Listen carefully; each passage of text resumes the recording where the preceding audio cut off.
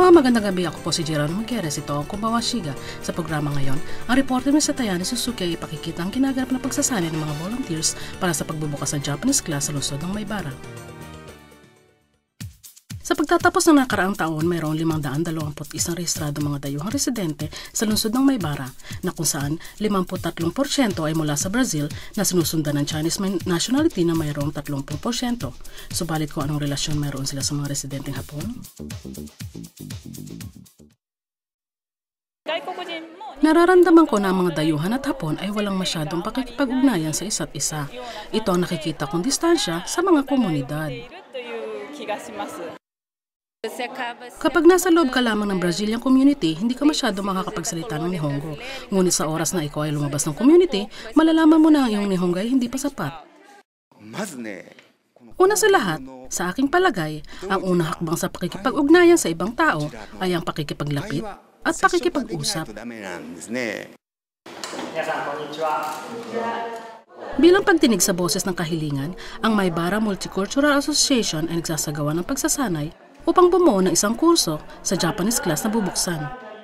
Sa araw na ito, 31 katawang dumalo sa pagsasanay, kabilang mga Hapon at dayuhang residente. Nais kong makatulong sa mga dayuhang residente at nais ko din maging volunteer upang mahikayat sila na lumahok sa mga iba't ibang kaganapan. Ang mga dayuhang residente na kalahok sa pagsasanay ay naranasan ng Japanese class. Ang magkaroon ng ganitong kurso ay kanilang inaasahan. Ang aking anak na lalaki ay nagsimula ng mag-aral sa bansang Japan. Kaya, kung ako ay makakapag-aral ng Nihongo, kahit kaunti, ay maaari ko siyang matulungan at maaari ko din siyang maturuan sa kanyang araling pambahay. Napakasarap sa pakiramdam na mayroong mga Hapon na nagbibigay sa amin ng ganitong klaseng lugar at kami tinatanggap, kaya palagay ang aming mga kalooban. Ang Japanese class ay isang sangguniang lugar sa pangkalahatan, bagamat may dinadalang problema, sa pagdalo dito, maaari nilang maihayag ang kanilang mga pananaw at mapag-usapan ito.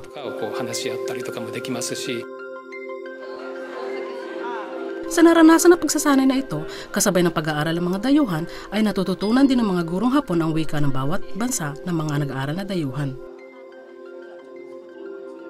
Multicultural, ito din ang pangunahing salita sa Japanese class. Dahil ikaw ay naninirahan sa bansang Japan, ay hindi kailangan maging katulad ng Hapon.